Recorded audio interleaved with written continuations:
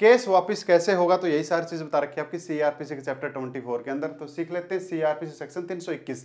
देखिए क्या कहता है, विड्रॉवल फ्रॉम प्रोसिक्यूशन, भाई मामले को वापस लेना, केस को वापस लेना, कि पब्लिक प्रोसिक्यूटर के पास में पावर है, क्या पावर है कि वो उस मामले को वापस ले सकता है जिस मामले में वो इंचार्ज है। देखिए कैसे ले सकता है।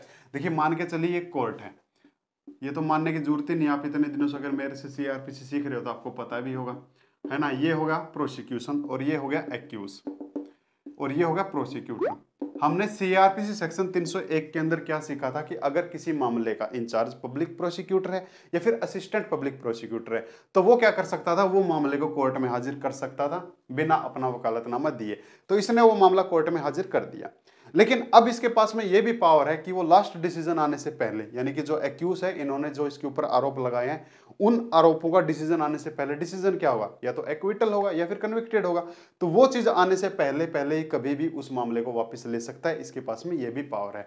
जैसे कि इन लोगों ने इसके ऊपर आरोप लगा दिया, मान के चलते हैं दहेज का लगा दिया 498A, साथ में मार पिटाई का भी लगा दिया 323, और अननेचुरल भी लगा दिया, और 406 भी लगा दिया।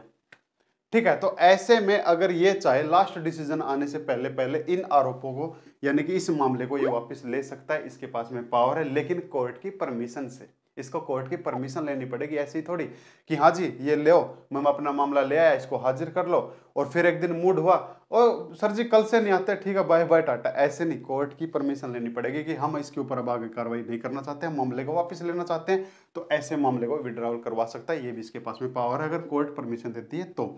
या फिर पूरे आरोपों को वापस ना लेके अगर ये इनमें से कुछ को वापस लेना चाहता है, जैसे इसने कह दिया कि हम इसके ऊपर आगे कार्रवाई नहीं करना चाहते जी, हम इस आरोप को वापस लेना चाहते हैं, तो ऐसे में इसको भी ये क्या कर सकता है, वापस ले सकता है। तो ये पब्लिक प्रोसिक्यूटर के पास में पावर होती है। लेकिन अगर इसने सभी आरोप वापस ले लिए तो फिर इसका क्या होगा, एक्यूज का क्या होगा, है ना, तेरा क्या होगा कालिए।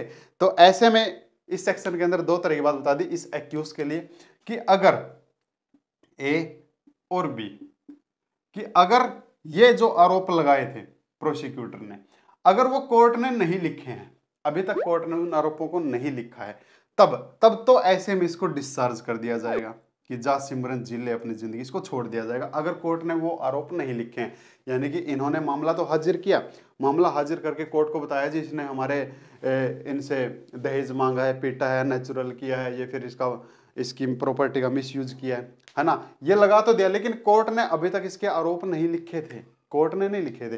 तो ऐसे में फिर कोर्ट और ये कहता है जी ठीक है हम मामले को वापस लेना चाहते हैं लिखने से पहले ही, तो ऐसे में तो फिर इसको डिस्चार्ज कर दिया जाएगा।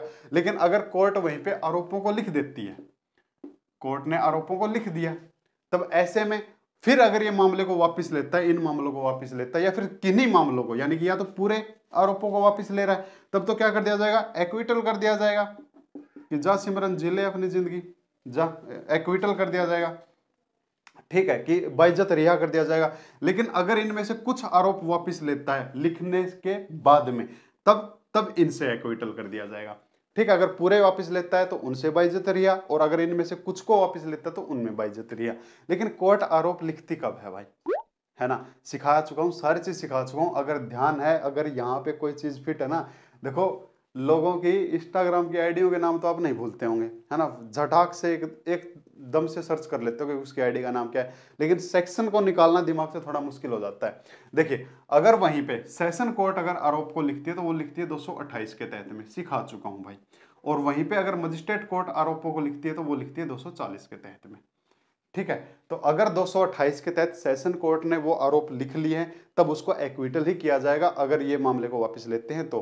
और अगर मजिस्ट्रेट कोर्ट ने 240 के तहत आरोपों को लिख लिया है और उसके बाद अगर प्रोसिक्यूटर क्या कर रहा है, मामले को वापस लेना चाहता है कोर्ट की मंजूरी से, तो ले सकता है, तो ऐसे में फिर उसको एक्विटल कर दिया जाएगा। लेकिन अभी तक इनकी कार्रवाई नहीं हुई है, कोर्ट ने नहीं लिखा है, तब ऐसे में उसको डिस्चार्ज किया जाएगा। तो यहां तक आपको बात समझ में आई कि पब्लिक प्रोसिक्यूटर या फिर असिस्टेंट ऑफ पब्लिक प्रोसिक्यूटर, वो जिस मामले के अंदर इंचार्ज है, वो क्या कर सकते हैं, मामले को वापस ले सकते हैं कोर्ट की परमिशन से। लेकिन इनके सिवा क्या कोई पर्सन या फिर कोर्ट क्या मामले को वापस कर सकती है, यानी कि जो परिवादी जिसने कंप्लेन की है, ये तो खैर प्रोसिक्यूटर हो गया, जिसने शिकायत की, क्या वो भी मामले को वापस ले सकता है, या फिर कोर्ट खुद भी क्या मामले को वापस कर सकती है?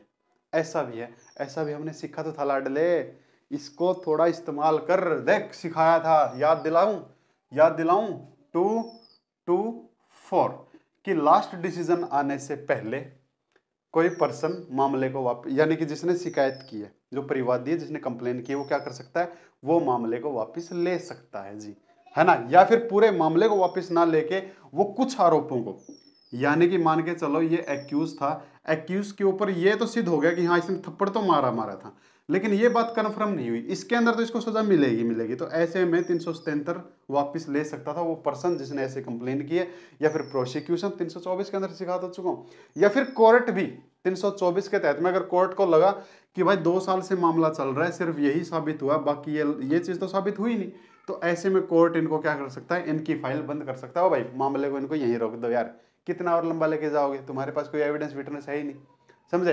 323 मिले, 323 के तहत इसको एक बार भेज देते हैं और इस मामले को यहीं पे बंद करो। तो 224 के अंदर ये चीज सिखाई थी। लेकिन अगर वहीं पे मजिस्ट्रेट कोर्ट के अंदर जिसने शिकायत की है वो मामले को वापस लेना चाहता है, तो ऐसे में ये चीज भी आपको सिखा चुके हैं।